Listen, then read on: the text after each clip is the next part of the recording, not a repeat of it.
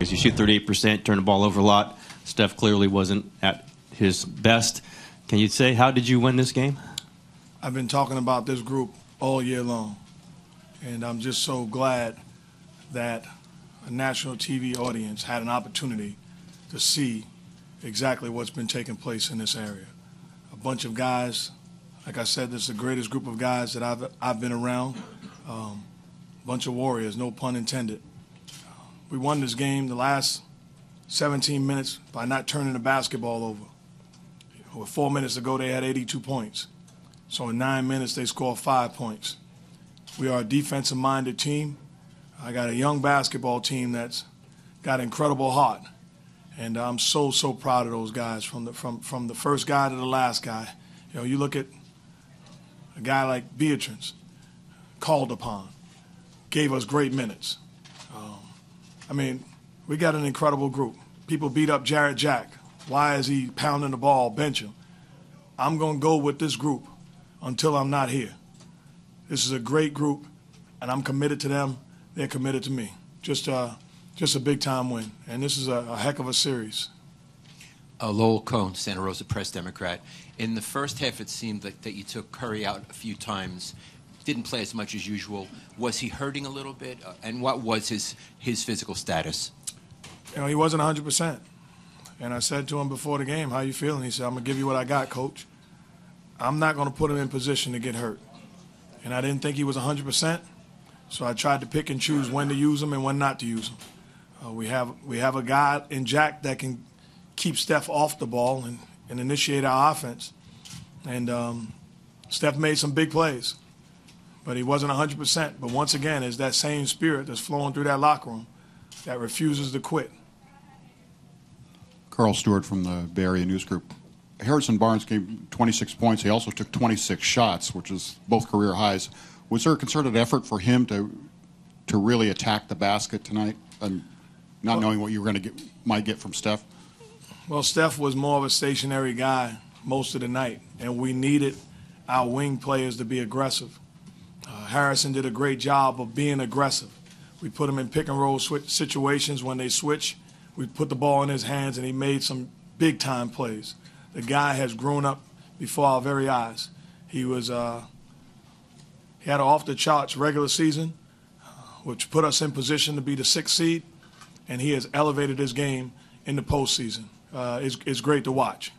I thought he took big shots. He's a guy that's not afraid of the moment, and obviously a guy that embraces the bright lights. Scott Hart-Cooper, NBA.com, front row to your left. You guys had injuries. You guys weren't shooting the ball well. Is there any time at the end of this that you're shaking your head even to yourself just how unlikely this outcome is given the circumstances? No, and it's because of who we are. This is what these guys have been. This is how hard they've worked. This is how they're committed. It's a special season for this basketball team and this group of guys, this entire organization and this fan base. And we've done things to show us when we do them how good we can be. And I'm not surprised by anything. One thing I know, this team will not lay down. This team will not quit. And it looked dark. It looked awfully dark. But we found a way to get stops and to make plays. Mark Spears, Yahoo Sports. Coach, just take us through from the time of Steph's injury to before the game. Just did you ever doubt or that he could play, and how late did he give you the final okay? Well, when I left out of here, I went into my office, and then with 60 on the clock, went to chapel. Steph was in there, and then outside of chapel after it was over, looked at Steph and had a conversation with him. He said, I'm going to give you what I got, Coach. And that's not the language he speaks. So I knew right away that he was not 100%. I had an opportunity to talk to Bob Myers in the hallway also, because that's dialogue, that's conversation that we don't normally hear from Steph. And, at the end of the day, we both looked at each other and said, we're going to be fine no matter what. If Jarrett Jack's got to step up and make plays, if Steph has to give us a little bit, whatever it is, we're going to be fine. And, there were times when I thought about just taking Steph out but I thought he was giving us enough, and he wasn't a problem on the defensive end. Were you surprised that he was able to get what he gave? I guess yes, but no. I'm a guy that believes, again, that God has his hands on this team, and things are going to fall into place. And I'm also a guy that believes in these guys. No quit. It's tougher to let go of the rope when everybody's holding on, when everybody's tied together. They inspire one another, and truly they inspire me. All right, we're good. We're bringing Coach Popovich. Thank you. Gary George, Inland Valley News. Guys, you had a tremendous comeback victory in this overtime win. Talk about your performance as far as the intensity that, you shifted from the first half where you guys looked like you were lacking intensity, but yet you turned it up big time in the second in the overtime series. I honestly think this guy to my left, way more wise beyond his years. He carried us for much of the game. He did a tremendous job of leading the way, being aggressive, attacking the basket, and we kind of followed his lead. And at this point in the season, nobody's no longer a rookie. We put him in so many situations, and he's done a good job of hitting the learning curve very, very fast, and I couldn't be more proud of him. Harrison, Carl, go ahead. If you want to, go ahead. I think just the biggest thing with this team is, we're never going to give up. This team's just going to continue to fight. Whether shots are falling, shots aren't. Obviously, Jay Jackson, huge in the clutch for us, and was able to carry us. But early on in that half, when things were going well, this team just never gave up. Harrison, with Steph a little bit hobbled, and obviously David Lee's been out. Was there anything asked of you before the game to say, you just attack the basket as much as you can? 26 shots, I think, is like 9 more than you've ever taken in a game. So, yeah, that was a lot of jumpers.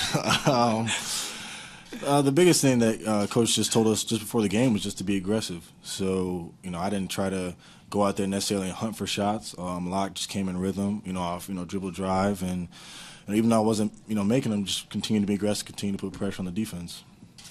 Jared J. Donde, ESPN.com.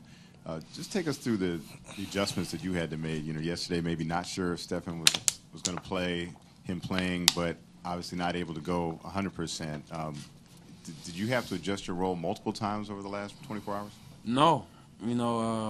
People have posed that question before. Like I said, I didn't need to read a Phil Jackson Zen book or anything like that. I don't adjust my mind frame regardless if I'm coming off the bench or if I'm starting. My role on this team is the same. I just try to come out, try to lead vocally by example. And like HB said, we have a fight until, there's 3 zeros left on the clock. And that's something our coaches instilled in us since day one. And we just try to do the best job possible.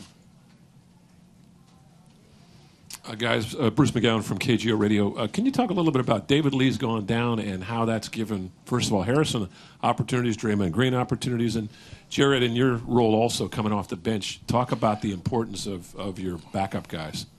You never want to see anybody go down.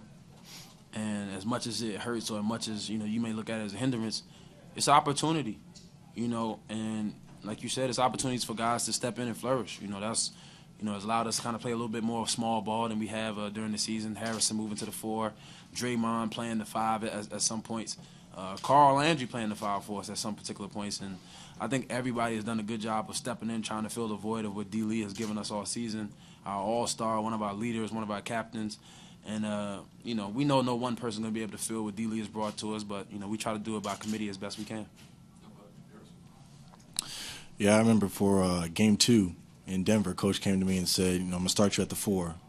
I don't expect you to go out there and be an all-star. I don't expect you to go out there and give us 20 and 10, but, just be productive. You're going to make some mistakes, but, I believe in you and just, play as hard as you can. So ever since I heard that, I've just been trying to just go out there, just contribute. Obviously I know I'm going to make some mistakes. Obviously, I do the best I can when I'm playing the 4 and, just trying to get the team wins. Jeff Lepper, NBA.com. In terms of the defense, last 4.5 minutes of regulation and in overtime, obviously you shut them down. Is there something you can put your finger on into what happened in those 9.5 minutes? Just think effort. I think the grit. Everybody just kind of locked down. They keyed in on their own individual responsibilities and as well as the team responsibilities as well. And I think once we do a good job of containing the basketball and limiting them to one shot per possession, I thought Bogut was huge for us on the boards today. He did a good job, hobbled on one ankle and fought through it, and I think our smalls did a tremendous job on the glass as well. So I think that's the thing. We are able to finish possessions with a defensive rebound.